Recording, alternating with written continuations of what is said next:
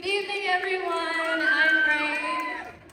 I'm from Langbeck, Saskatchewan, and this first song is going to be in Tagalog, and it's called Mahal Ko or Mahal Ako. And it's about a girl picking over two guys that she both loves, and she's like really confused, so I hope the message comes through, even if you don't speak the language.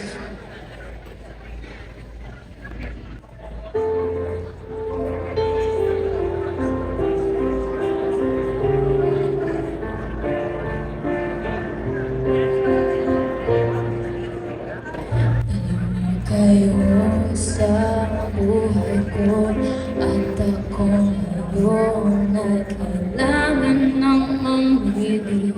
Isa lamang maaari, alam mo, narito ako dahil para sa'yo mahal kita ng labis.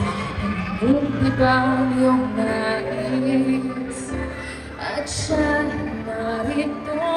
A lifestyle view